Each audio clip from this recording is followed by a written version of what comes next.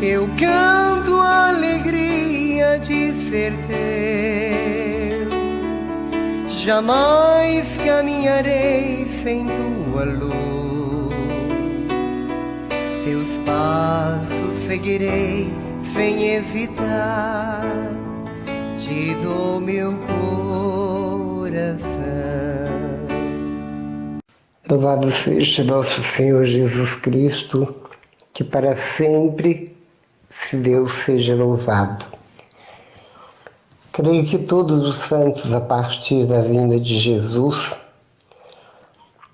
todos louvavam, todos reconheciam a grandeza, a soberania, o poder, a glória. E a este Deus trinitário todos eles deram honras e glórias. Nós lembramos que a primeira a glorificar o Senhor a partir da vinda de Jesus, que já estava em seu seio, foi Maria no seu canto do Magnífica, onde ela cantou inspiradíssima no Espírito Santo, pelo Espírito Santo, grávida na mente, no corpo, nas células, no coração, grávida do Verbo, da comunicação do Pai conosco. Ela simplesmente soltou o canto do Magnífica, louvando e glorificando o Criador. Louvando o Criador por toda a sua soberania e pelo Deus absoluto que Ele era, é e que sempre será. Então, hoje, nós estamos já caminhando para o amanhecer de uma terça-feira, dia 5, onde nós passamos ontem, até a meia-noite, nós vivemos a grande lembrança, a memória de um grande santo da nossa igreja, que nasceu nos anos 1100 e pouco, e depois ele faleceu 45 anos depois, no ano de 1200 e pouquinho. E exatamente no dia que o santo morre, é o dia que se celebra o seu dia, porque é o dia que ele deixa essa terra e passa a partir daquele momento a ser elevado, depois de todo o processo que nós sabemos, né? Ele passa por um processo onde o biógrafo de São Francisco foi Celano, e todas as histórias colhidas, toda a biografia extremamente bem redigida, bem pesquisada, bem elaborada, onde testemunhas oculares, contemporâneos de São Francisco, os discípulos que ele deixou, como São Silvestre e outros, e tudo aquilo que ele fez, e tudo aquilo que ele buscou, e tudo aquilo que ele falou, tudo aquilo que ele viveu, e tudo aquilo que ele fez de extraordinário, embora para ele não era, mas para todos nós e para todo o povo daquela época, da fidalguia, do absolutismo, eles ficaram boquiabertos com a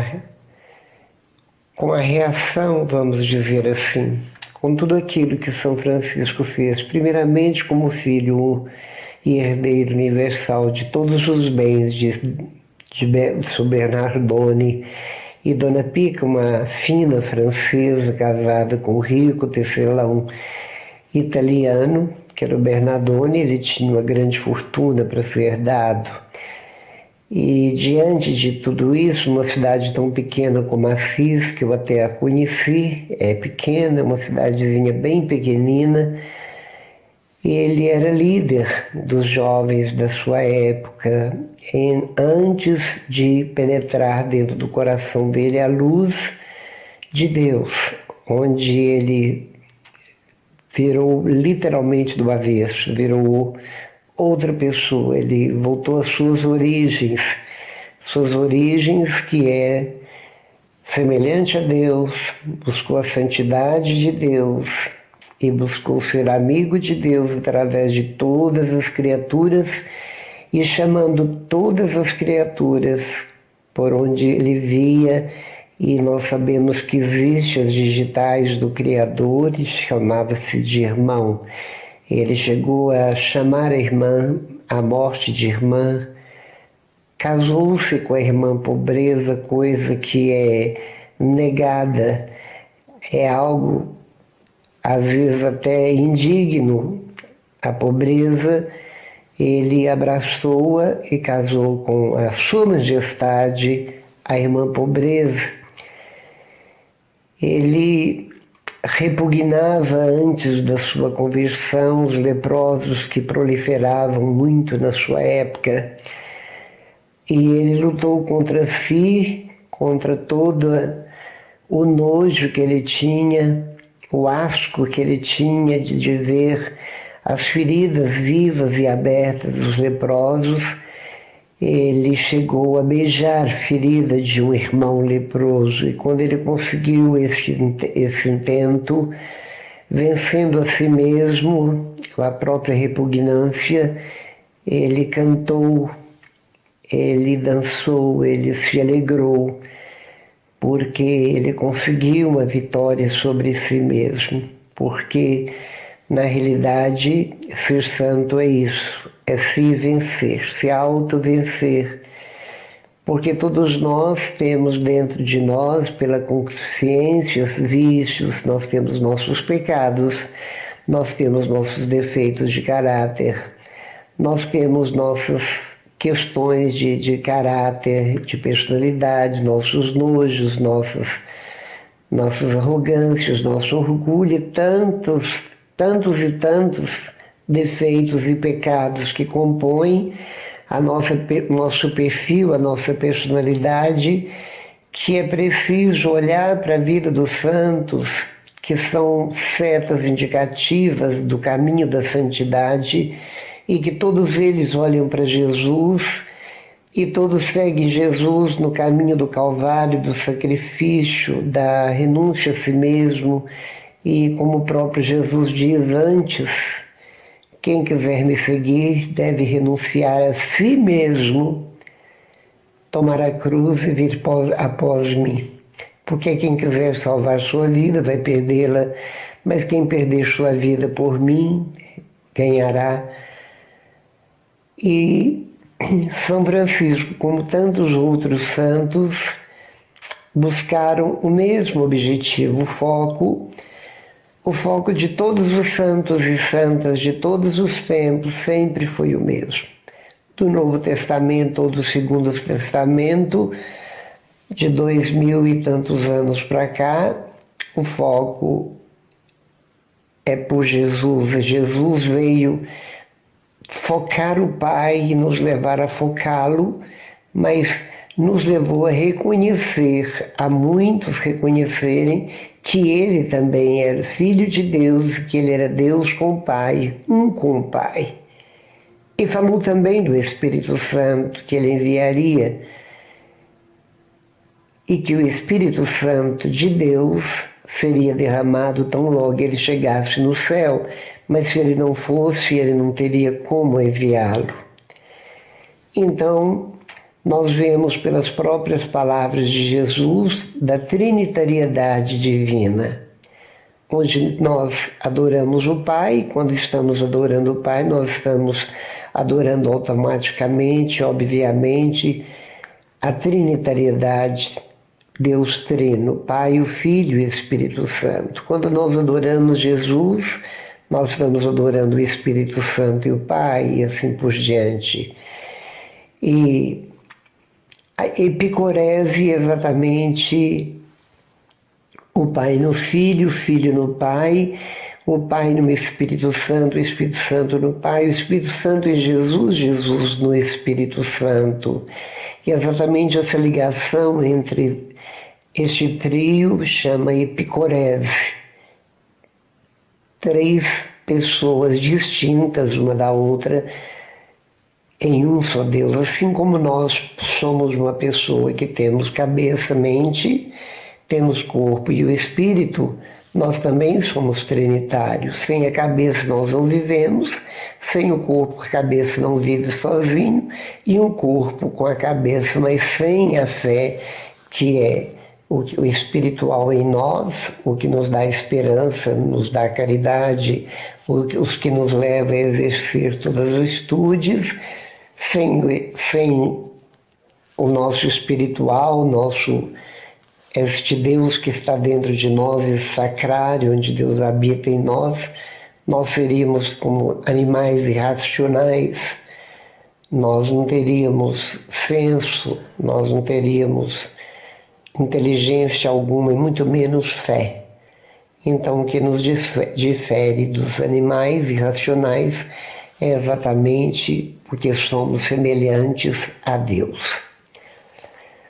Mas voltando ao princípio da nossa fala, da nossa mensagem, da nossa conversa, às vezes a gente busca, a igreja, ela põe no calendário litúrgico de todos os dias um santo, de acordo com o dia que ele faleceu, ou vários santos oficializados já, santos que já estão no altar das igrejas, que já estão provado e comprovado e oficializado como santos, intercessores nossos que gozam da núpcia sagrada junto do Pai, do Filho e do Espírito Santo na igreja triunfante que é o céu. E nós podemos falar de qualquer santo durante todo o ano. Nós podemos ter devoção a um determinado santo ou vários santos durante toda a nossa vida. Isso é um ensinamento da Santa Igreja. É óbvio que nós precisamos ter um foco específico naquele que todos os santos mostraram, Deus.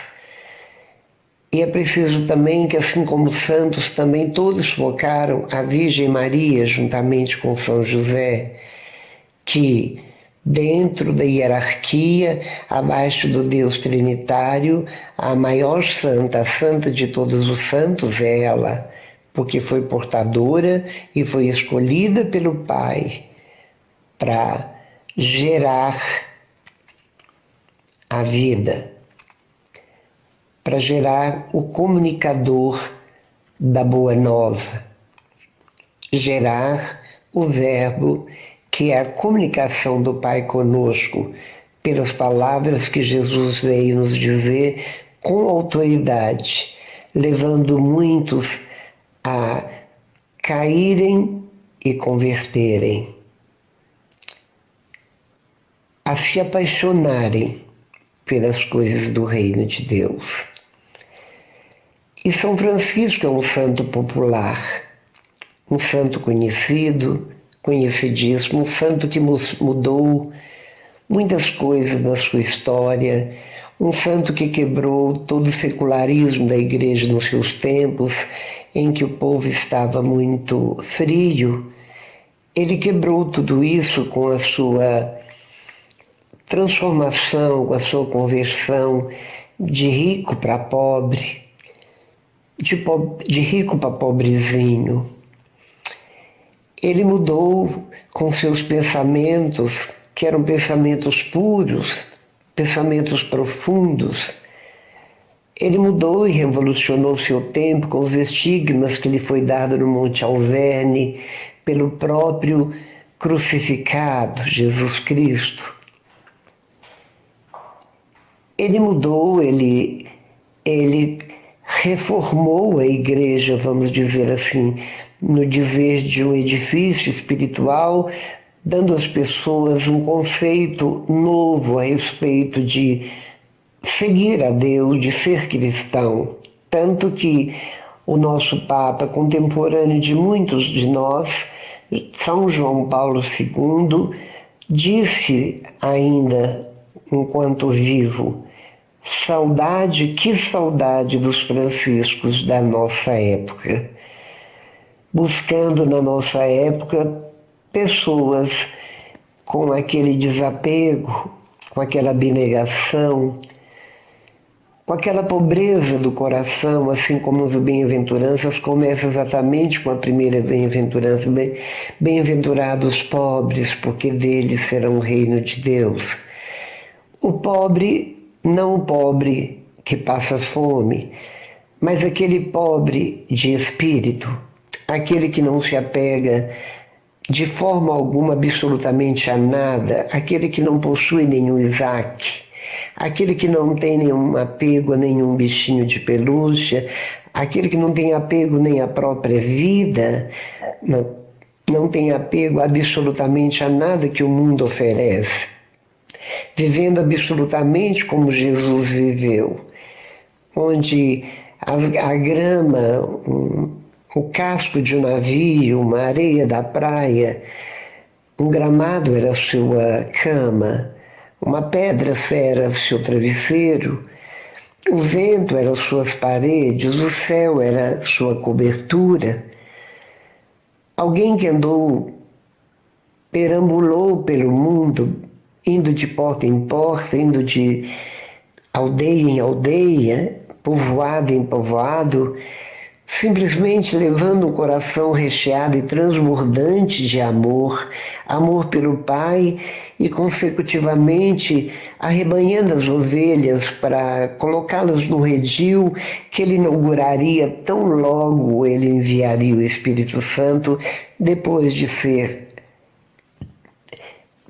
ascendido ao céu. Assim como ele fez, falou, ele cumpriu. E nós estamos, como Francisco, seguindo nesta mesma igreja que é como um barco que veleja as águas profundas do amor de Deus, indo diretamente ao porto seguro, que é a igreja triunfante, passando, obviamente, pela igreja padecente, que é o purgatório, onde as consequências de toda a nossa concupiscência, nossos pecados, ali serão purificados. E aqui na terra, nos grandes sofrimentos que muitos passam, muitos pecados são apagados, e para aqueles que fazem, praticam caridade incondicionalmente e passa por uma vida vivendo e conjugando o amor, muitos pecados serão apagados também. Assim nos diz a igreja.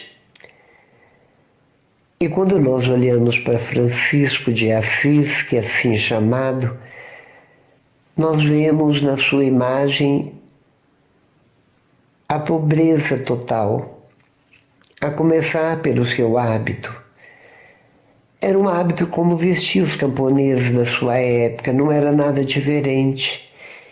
Ele queria ser como um camponês e vestia como tal. Porque os camponeses da sua época eram pessoas extremamente miseráveis, paupérrimas. E foi assim que ele ficou. E ele, além de tudo, ele não aceitava esmola de ninguém no sentido de dinheiro. Se um dos seus discípulos que começaram a seguir e seguir seu exemplo, ele como líder, ele arrastou muitos discípulos para Jesus. Quando alguém ganhava algum dinheirinho e ele obrigava a pessoa a dar de esmola, eles só aceitavam o pão, o alimento, a água, algo dessa natureza, nem roupas, nem calçados, absolutamente eram desprovidos de calçados e de qualquer roupa. As roupas eram os hábitos das roupas da época, do tecido grosso, tecido grosseiro que machucavam, que arranhava a própria pele muitas vezes. E ele viveu na íntegra, dormia no chão, dormia em esteiras, pequenas esteiras, e muitas vezes para não cochilarem quando rezava pelo horário, por causa dos sacrifícios, dos jejuns, faziam gangorras e ficavam pendurados rezando. Se alguém cochilasse, caía do balanço e tinha de voltar. Era assim. E quando ele ouviu um choro no meio de todos os discípulos deitados num cômodo só pequenininho, e ele perguntou, achou o choro, a pessoa que chorava, e perguntou por que chorava, ele disse que era de fome. Então, naquele momento, ele quebrou o jejum total de todos, e todos foram comer o pão que tinham na despensa, o resto de pães. Ele tinha reações inusitadas, simplesmente singulares, únicas, porque é santo. E muitos santos foram chamados de louco. Eu sei e digo que os santos são loucos, mas loucos por Deus. A loucura deles é Deus. São loucos de amor por Deus, loucos de amor pelas coisas divinas, beatíficas. E quando nós vemos São Francisco tonsado, com a cabeça semi-raspada, apenas com aquela coroa, a gente fica pensando, o que é isso? Simplesmente um desapego ao próprio cabelo. Quando tantas pessoas se envaidecem com o cabelo, ele ao contrário, tonsou de uma maneira diferenciada de todos. Não porque queria fazer diferença ou queria chamar atenção, não. Era simplesmente um desapego total. E quando ele morreu, obviamente ele pediu para ser sepultado nu, totalmente despido. Nu eu vi o mundo, nu eu retorno à terra. Olhemos para São Francisco, que levou Santa Clara, que também era da nobreza, da realeza de sua época, fundadora das Clarissas, tantos outros santos capuchinhos que seguem o estilo, os carismas da pobreza, da obediência, da castidade. Não importa se muitos quebram os votos. O importante é fazer a vontade de Deus dentro daquilo que Deus nos pede. Mas a obediência à igreja, a castidade do coração, a pobreza é uma característica como se fosse uma coluna vertebral de todos os cristãos seguidores de Jesus na íntegra. Mas quando nós olhamos ao nosso redor, nós vemos que no mundo as pessoas buscam cada vez ter mais. A gente olhando ao redor, a gente percebe que a carne, como é insaciável, a insaciabilidade da carne tem levado muitas pessoas a caírem por suas fragilidades e porque tudo tem uma forma diferente da sedução.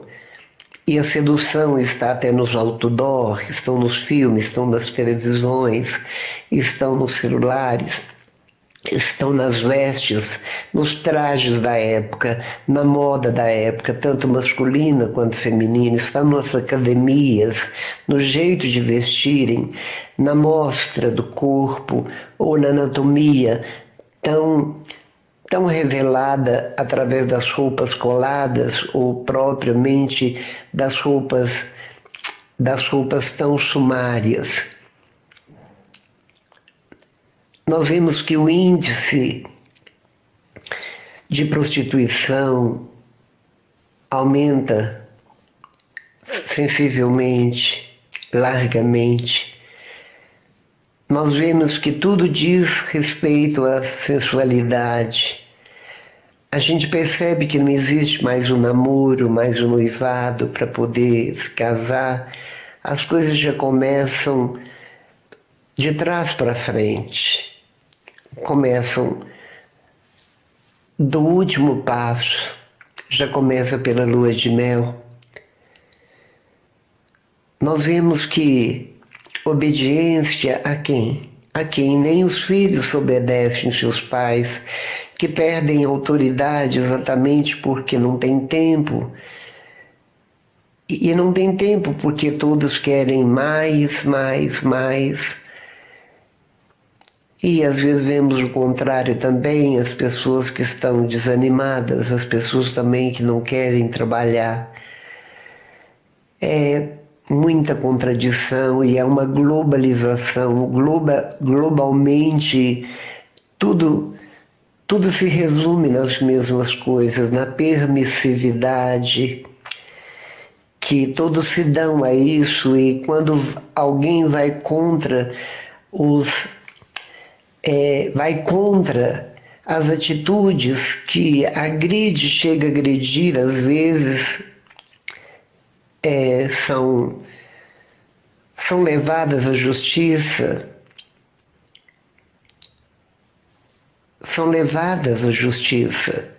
são denunciadas. Ser cristão hoje tem sido um grande desafio. É grande dificuldade de ser um seguidor de Jesus. Mas para aquele que realmente é apaixonado por Jesus, ele não importa de morrer pela causa Cristo. Ele não importa de morrer pela causa humanidade. Ele não importa. Ele simplesmente diz, tanto faz viver ou morrer. São Paulo dizia, morrer é lucro. Para mim, morrer é lucro. Porque vivo sou de Cristo, morto também sou dele. É por isso que aqueles que estão escutando essa mensagem dessa hora, eu não estou falando algo que eu estou lendo ou algo que eu já li. Eu estou falando algo que eu vivo e que eu procuro viver, porque a vida sem Deus não tem o menor sentido. E viver buscando no altar de Deus a vida e buscando em outros altares do mundo o brilho, a purpurina, aquilo que é atrativo, aquilo que brilha, aquilo que é tão efêmero e passageiro, é contraditório demais. Esse é vomitado por Deus. É vomitado. É por isso que nós precisamos de tomar uma decisão de vida ou morte. É preciso tomarmos essa decisão. Ou somos de Cristo ou somos de Cristo, porque aquele que nega Cristo, aquele que nega a verdade, que é o Deus invisível, mas que é tão óbvio, tão real, e tudo isso nós podemos perceber em tudo que nós apalpamos, tudo que nós enxergamos, porque Deus é muito mais óbvio do que aquilo que Ele criou. O universo, tudo revela com clareza a verdade de um Deus que é muito maior do que absolutamente todo o universo, que não tem fronteira. Busquemos este Deus enquanto há tempo. Façamos valer o seu sacrifício de cruz. Façamos valer a vida que o Pai nos deu no tempo em que vivemos, com os desafios que temos diante de nós, porque o amor faz com que buscamos adrenalina, e essa adrenalina é exatamente uma fé cega, uma fé carismática, expectante, uma fé que nos leva a simplesmente nos entregar, como Jesus se entregou na cruz, despojado absolutamente de tudo, até das próprias vestes, doando a própria vida para que o mundo tenha vida e vida em abundância. Nós não podemos repetir o gesto de Jesus no sentido de salvar quem quer que seja, mas Nós precisamos ser discípulos de Jesus, seguir nosso Mestre, imitá-lo na íntegra, fazer a alegria do nosso professor, do nosso Mestre, seguindo exatamente o caminho que ele traçou, vivendo a vida que ele viveu e saber que ele é a única verdade existente diante de tantos fake news, em todos os sentidos, onde as pessoas mentem descaradamente, e o pai da mentira nós sabemos que é o próprio diabo, o demônio. É nós olharmos unicamente para ele sem termos medo absolutamente de nenhum dos inimigos que temos ao nosso redor, não ter medo de sermos difamados, não ter medo de sermos levados à fogueira para sermos queimados vivos ou crucificados, guilhotinados ou coisas do gênero, no sentido de nos fazer calar, mas que nós não calemos, que nós falemos e que nós demos com coragem o testemunho que Jesus merece, nos ver e dizer: valeu a pena morrer por você. Obrigado, Senhor, porque a vida só reside em Ti. Obrigado por dar a todas as pessoas que foram santificadas, canonizadas, e todos que estão sendo e todos que irão derramar o seu espírito e a coragem de matricular na sua escola, sendo o Senhor o mestre de todos nós e de todos aqueles que, encorajados por outros, encorajados pelo Espírito Santo que derrama e infla nosso coração de amor, matricula e busca com toda força e coragem amá-lo mais do que a todos, porque sabemos que o Senhor ama a todos de uma forma idêntica, igual. Desde o Papa, o Senhor ama tanto ele quanto o maior bandido, o maior marginal da terra. O Senhor ama todos de uma forma igual, mas nós queremos te amar mais do que os outros.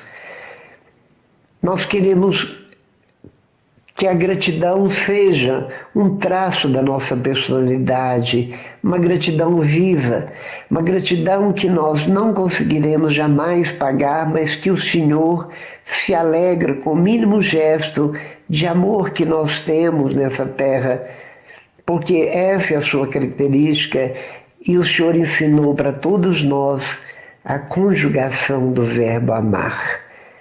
E nós nunca queremos soletrar o alfabeto da discriminação e do preconceito, mas queremos sempre conjugar o verbo amar. Amar até morrer. Louvado seja seu santíssimo nome, Jesus. Para sempre seja louvado. Nós estivemos reunidos ao redor da mesa eucarística. Foi, é e sempre será em nome do Pai, do Filho e do Espírito Santo. Amém.